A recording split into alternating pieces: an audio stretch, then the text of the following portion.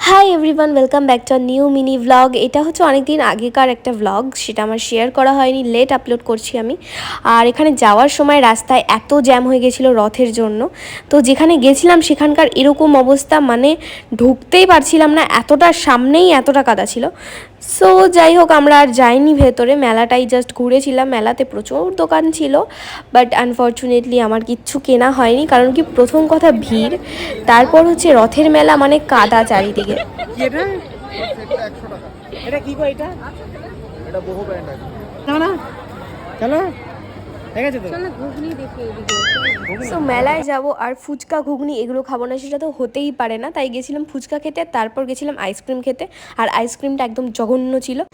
তারপর গেছিলাম একটা হাই রোডের সামনে একটা পেট্রোল পাম্পে, যেখানে এই শপটা ছিল। আর ভাবছিলাম কী নেব, তারপর নিয়েছিলাম এই কোকোনাট ওয়াটারটা, যেটা ভালোই লেগেছে আমার। বাট আমি মনে মনে ভাবছিলাম যে এতটা ভালো কি করে, মানে জল তো একটু হলেও মেশানো থাকতে পারে।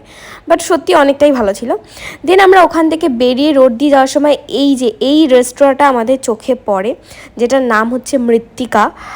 আর অবভিয়াসলি এটার অ্যাম্বিয়েন্সটা এতটাই ভালো আর রাতে এতটাই সুন্দর লাগে, তোমরা এটা দেখলে ঢুকতে বাধ্য। যদি তোমরা প্ল্যান করো কোনো রেস্টুরেন্টে যাবে, এটাতেই তোমরা ঢুকতে বাধ্য। সো অ্যাজ ইউজুয়াল আমরাও সেটাই করেছি, পাগলের মতো এটাতে ঢুকে গেছি শুধুমাত্র অ্যাম্বিয়েন্স দেখে। বাট ঢুকে কি বলবো, মানে এক কথা আমরা ফেসে গেছি, কারণ 2-3 ঘন্টা হয়ে যাচ্ছে তবুও খাবার দিচ্ছে না। মানে বসে রয়েছি, রাত হয়ে যাচ্ছে তবুও আমরা খাবার পাইনি। দেন ফাইনালি অনেক ঝামেলা করার পর খাবার দিয়েছে, জাস্ট কিছু খেয়ে, কারণ কোয়ালিটি একদমই বাজে। দেন আমরা গাড়িতে এনজয় করতে করতে, গান শুনতে শুনতে এবং নাচতে নাচতে বাড়ি ফিরে আসলাম। ভিডিওটা ভালো লাগলে একটা লাইক করে দিও। Bye bye.